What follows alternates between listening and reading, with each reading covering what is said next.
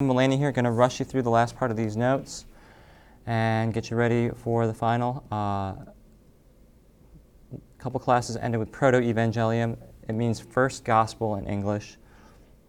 Proto-Evangelium refers to this verse specifically in Genesis, where it's, "I'll put enmity between you and the woman, between your offspring and hers. They'll strike at your head while you strike at their heel." This is God speaking to the serpent. And he's saying, I'm going to put hatred, that's what enmity means, between you and the woman, between your children, her children. They will strike at your head while you strike at their heel. In other words, they'll destroy you. All you'll get in is one snake bite, so to speak.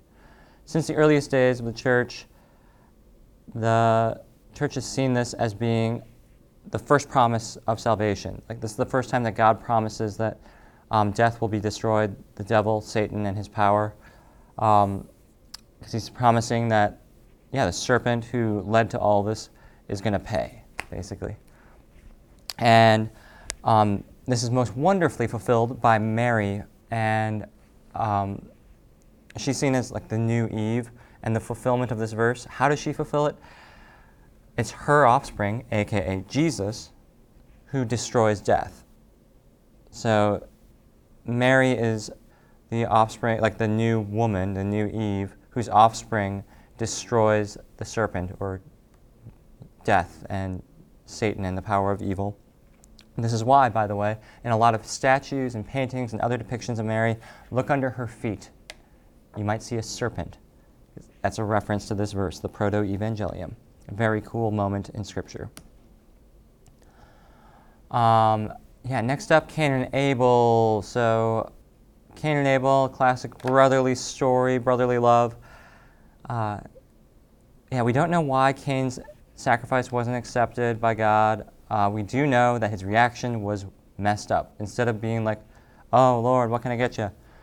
What would you find acceptable?" He's like, "I am going to kill my brother whose sacrifice was acceptable." This is what's known as envy in the classic sense. So in modern English, we've, for some reason, switched the meaning of jealousy and envy around. What I'm going to tell you now is the classic meaning, not like the modern meaning. In classic meaning, jealousy is just wanting what someone else has. It doesn't mean that you want to take away from them, but it means you want it too. This is totally natural. It can even be good. Like, God is a jealous God. He is jealous for us. He wants us. We should be jealous of the holiness of the saints. We should be jealous of those who have good relationships with their parents if we don't have good relationships with our parents. So jealousy is neutral, even good. It's only messed up when we want messed up things. Envy is messed up.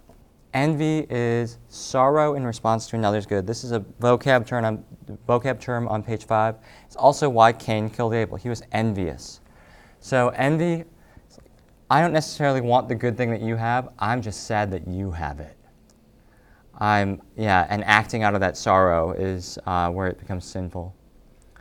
So, your enemy gets a good test grade. You don't really care how you did on the test. You're just sad that they got a good score. Your friend/enemy made the team that you wanted to make, or you don't really care if you made it, but you're angry that they made it. That would be envy. You can have envy and jealousy at the same time, but envy is the one you want to really watch out for. So this is an example of personal sin. We're going to learn about another type of sin later in January. It's called social sin, where it's like a whole society-wide thing. Personal sin is the sins that you and I commit, where it's like individual responsibility for that sin. It comes in two types, venial and mortal. Venial and mortal.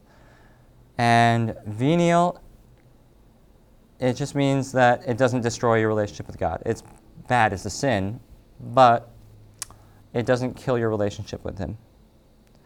Basically, it's saying it's like not mortal. So venial sin, by definition, is not mortal. The other type of sin is mortal sin. Mortal means like death.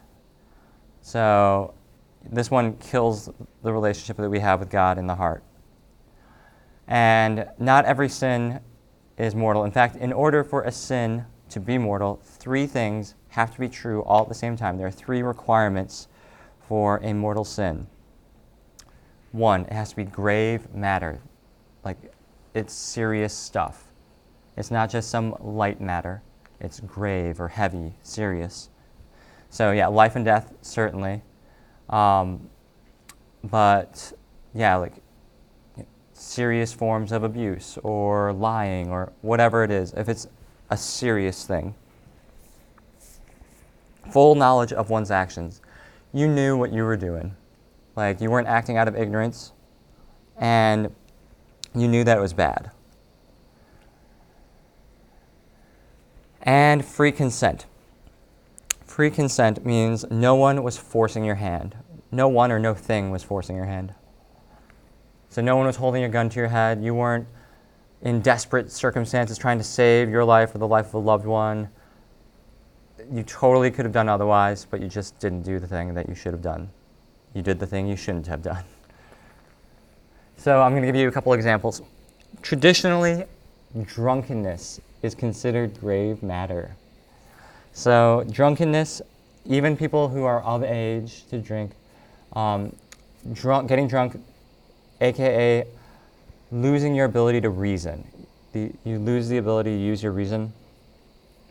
That would be grave matter. Now you know that you are that it's gravely wrong. You are now you have that knowledge. And yeah, let's say you're over 21 and you're like, let's get drunk, shots. That would be free consent. That could be a mortal sin. I will say at this point, no one can judge anyone else whether or not they've committed a mortal sin. It's impossible to tell if someone else has committed a mortal sin unless they share with you how much they knew about what they were doing and how much consent they had or how much freedom they had in their consent. You can never just look at somebody else saying and be like, oh yeah, that's definitely a mortal sin. All you can do is know it for yourself, and then you can share that information with people if you want. But yeah, you can never know if someone else committed a mortal sin unless they share with you the information you would need. So yeah, getting drunk where it's like, let's get wasted, that would be potentially mortal. But not all forms of drunkenness are the same, right? So some people get drunk because they want to just like go out of their mind and drink until they're like wasted.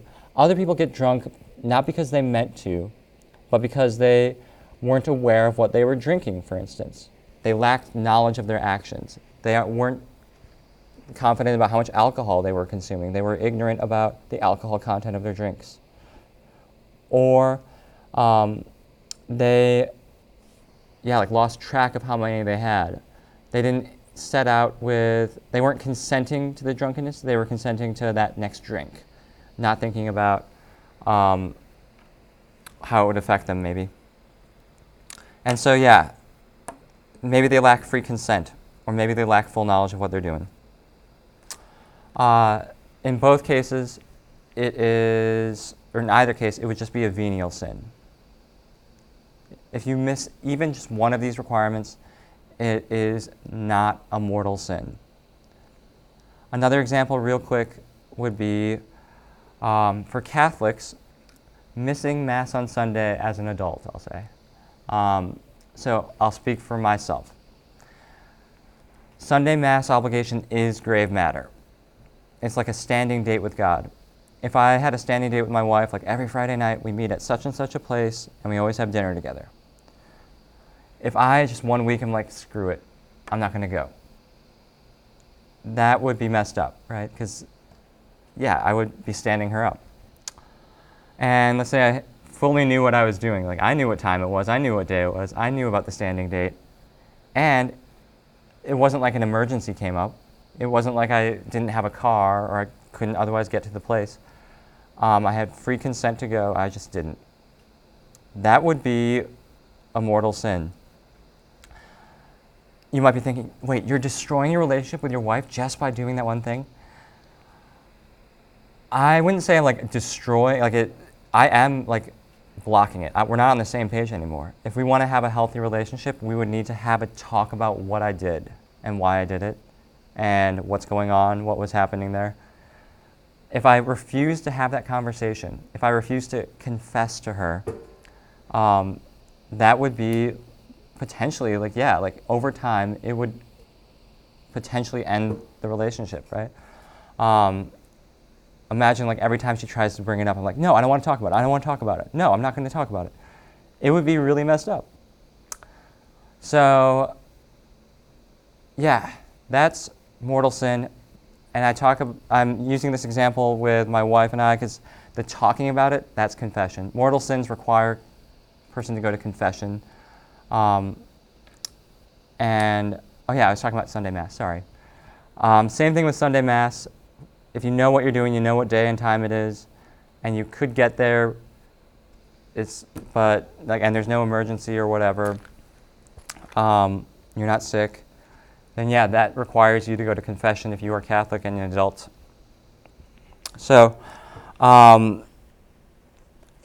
is mortal sin. Mortal sin requires confession. And the beautiful thing about confession is there's literally no sin that can't be forgiven in confession. Every sin can be forgiven in confession. It's amazing, and it's the most secret, confident place you can speak. No one will ever share what you say in confession. All right. Best of luck as you study for the finals. I'll see you on review.